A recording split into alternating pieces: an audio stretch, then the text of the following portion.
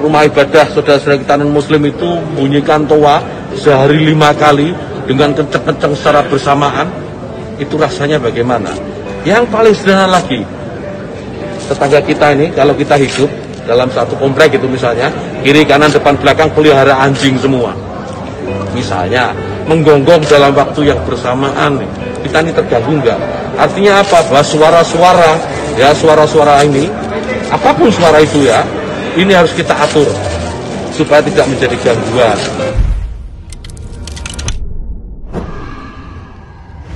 Assalamualaikum warahmatullahi wabarakatuh. Waalaikumsalam warahmatullahi wabarakatuh. Alhamdulillahirabbil alamin. Bung kameramen, apa kabarnya? Alhamdulillah baik, Bung Alfian. Semoga sehat, selalu kuat dan siap beraktivitas yang memberikan kemaslahatan buat diri, keluarga dan agama dan negara. Bung kameramen, silahkan Abah nih beritanya. Baik, Bung Alfian. Mudah-mudahan Bung Alfian tetap sehat. Karena Bung Alfian nih jadi penghuni tetap Islamic Book Fair ya. Ini menjadi hal yang penting dicontoh karena bagaimanapun sekarang generasi muda ya Bung Alfian, atau generasi di bawah Bung Alfian ini sangat minim literasi. Bung Alfian, kabar menarik, mungkin bahagia juga untuk sebagian orang. Yang pertama dari inilah.com, judulnya adalah KPK naikkan kasus kuota haji di Kemenak ke penyelidikan, endus praktik korupsi. Wah, agak terlambat sih, tapi ya lumayan lah. Nah, dari Tempo ada tambahannya, KPK dimungkinkan panggil ex-menteri agama Yakut Khalil Qaumas, Bung Alfian. Bung Alfian, untuk respon awalnya bagaimana? Karena kan sebelumnya memang ada beberapa kalangan masyarakat yang demo, karena kok KPK kayak nggak mau mengusut nih. Gimana Bung Alfian? Silakan. Bismillahirrahmanirrahim. Pertama saya ingin mengatakan ini hal yang biasa, hal yang normatif dan hal yang standar. Betul. Kenapa? Sehingga jangan sampai nanti dengan begini lalu katakanlah ada orang atau lembaga atau organisasi atau ormas atau laskar berseragam yang pasang badan lalu dengan begini dan begitu. Dulu pun demikian Bung kameramen. Ketika walaupun bukan posisi tersangka tapi sebagai pelapor, kan dulu yang namanya Hasto yang sekarang dalam posisi mendekam ya, mendekam tanda kutip, dia belum selesai kan. Dulu dia melaporkan seorang yang bernama Alfian Tanjung, lalu kemudian dia tidak mau datang. Lucu, dia yang ngelaporin, dia yang pengen memperkarakan orang, dia sendiri nggak hadir ketika prosesnya disidangkan. Nah, 2 kali dia tidak datang, maka hakim mengultimatum, kalau tidak datang untuk yang ketiga kali, maka berarti dijemput paksa, kan gitu. Dengan status yang ada, maka saudara Yakut adalah orang yang harus memenuhi dulu untuk mengkonfirmasi, mengklarifikasi, atau memberikan penjelasan-penjelasan yang dibutuhkan oleh proses yang dilakukan oleh pihak KPK ataupun pihak kejaksaan atau pihak kepolisian. Yang jelas, pihak-pihak yang membutuhkan itu harus dipenuhi. Karena kalau tidak, akan dianggap dia tidak kompromi, akan masuk pada posisi melawan hukum, dan itu bisa sambungan pasal berikutnya akan kena.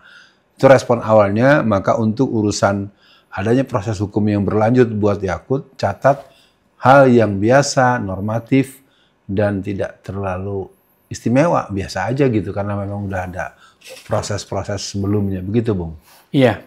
Juga jangan disebut kriminalisasi ya Bung Alfian. Karena beda. Kriminalisasi kemarin Bung Alfian, Habib Rizik, Pak Edi Mulyadi, itu kriminalisasi. Kalau ente maling kota, itu baru bukan kriminalisasi. Jadi kalau dari Tempo Bung Alfian, Menteri Agama yang dulu, Yakut Khalil Qaumas, membagi kuota tambahan 10.000 untuk haji reguler dan 10.000 untuk haji khusus pada 2024. 10.000 dikali berapa juta, berapa miliar tuh ya kira-kira ya. Nah, KPK membuka peluang untuk memanggil mantan Menteri Agama Yakut dalam penyelidikan dugaan korupsi penetapan kuota haji khusus pada 2024. Semua pihak yang diduga mengetahui konstruksi perkara akan dimintai keterangan oleh KPK.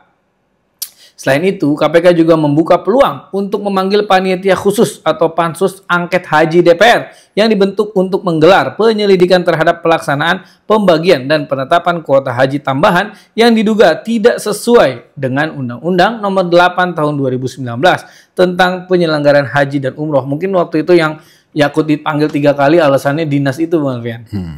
Nah, Bu Alfian, bagaimana di sesi tengah ini, bagaimana kalau ini hanya justru menjadi sinetron, atau justru yaudah Kut, lu ke KPK dulu nih, lu klarifikasi, abis ini lu gue bebasin. Kan sering terjadi seperti itu pejabat, Bu Alfian. Bagaimana Bu Alfian melihat ini, maksudnya dorongan lah untuk ke KPK agar proporsional atau profesional aja lah. Silakan Bu Alfian. Ya, yang pertama saya ingin mengatakan yang terjadi ini bukan kriminalisasi, tapi memang tindak kriminal. Itu poin pertama ya, untuk sesi tengahan ini kriminal. Bagaimanapun, bagaimana orang yang sudah lunas, sudah waiting list dalam jangka panjang, tahu-tahu tidak bisa berangkat tanpa penjelasan dan ternyata ada diduga telah dilakukan manipulasi yang membuatkan orang yang karena punya uang, karena punya kedekatan akses, karena kedekatan dengan kekuasaan, lalu dengan enak saja itu namanya nanti bukan haji mabrur, itu haji mabur, dan ya orang-orang yang mengambil jatah kuota Anda, Iya, benar. Anda telah menjadi haji yang haji maling gitu ya, namanya haji maling gitu ya, haji maling jatah orang, itu mungkin ya, itu yang pertama. Yang kedua, pansus haji, saya pikir ini tidak harus dipanggil pihak yang paling menguasai persoalan, apakah ketua pansusnya ataukah sekretarisnya, paling tidak yang menjadi koordinator pansus haji ini harus koordinator pansus ya, pansus haji ini ditanyakan, diklarifikasi. Yang berikutnya pihak terkait yang berhubungan dengan ini penting, karena kan tidak muncul kata-kata 10.000 itu Bung Kameramen kalau tidak ada yang mempersoalkan. Nah, yang terakhir adalah mari dikawal. Nah, pengawalan itu mungkin bisa juga melalui channel Ustadz Alfian Tanjung ataupun channelnya Tempo, Bocor Alus, dan berbagai pihak kawan-kawan yang memiliki media-media pemberitaan seperti YouTube seperti ini atau media lain, termasuk media mainstream juga harus mengawal. Ini bisa dimintakan pada Bang Aiman, bisa dimintakan kepada berbagai media di televisi mainstream untuk membahas ini. Misalnya gini, apakah kasus kuota haji itu masih relevan gitu kan, kira-kira gitu. Artinya ada acara-acara yang membuat orang mempunyai pemahaman yang lebih luas, lebih kolektif bahwa ini adalah kasus yang pernah ada, masih ada, dan belum terusut secara baik. Itu pendapat tengahannya Bung Kameramen.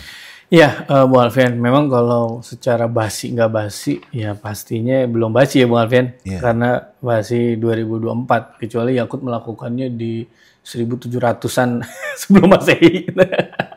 Nah, Bu Alfian, memang kan sebetulnya yang bikin masyarakat kecewa adalah bagaimana dulu Yakult menghina azan ya, atau menyamakan azan dengan gonggongan anjing. Bunda Mary meminta Yakult untuk diperiksa, justru Bunda Mary dipenjara.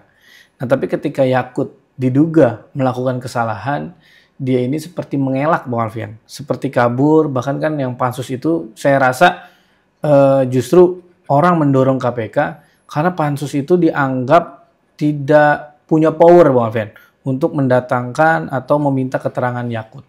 Nah, jadi mungkin untuk akhir sesi kali ini, tentu amannya Yakult tidak lepas dari perlindungan Jokowi yang sekarang, yang belum lama ya, ulang tahun.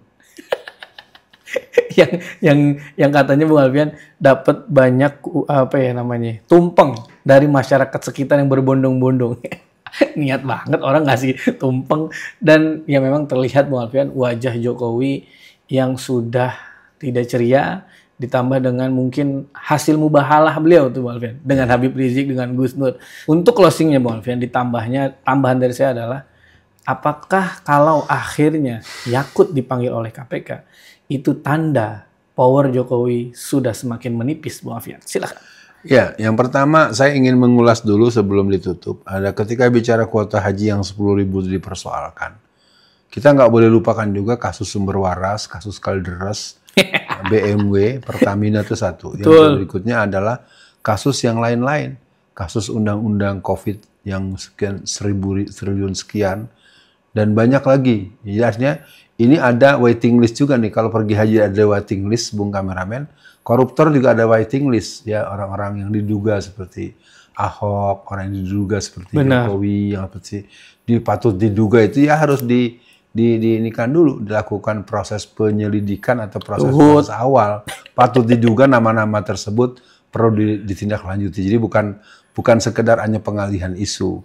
Nah, hal-hal lain sebagai penutup, maka buat situasi ini, masyarakat mari kita menyadari bahwa tidak ada orang yang akan kuat selamanya, tidak ada orang yang hidup selamanya, tidak ada orang yang kebal hukum selamanya. Ya, kita bagaimanapun bisa memahami bahwa Pak Harto itu mungkin menjadi contoh buat kita, begitu dikjaya, begitu kuasa, untuk demi ketenangan dan keselamatan masyarakatnya dia menyatakan mengundurkan diri. Kalau Jokowi ini sudah pensiun pun masih merasa seolah-olah belum jadi pensiunan, seolah masih jadi presiden gitu ya. Presiden-presidenan ya. Jadi kepada Bung Presiden-presidenan, mudah-mudahan mubahalah ini berlanjut. Ya, amin. Jadi sekali lagi, buat Yakut segera bertanggung jawab dalam proses penyelidikan. Lanjutkan penyidikan. Sekian pemirsa. Assalamualaikum warahmatullahi wabarakatuh. Waalaikumsalam warahmatullahi wabarakatuh.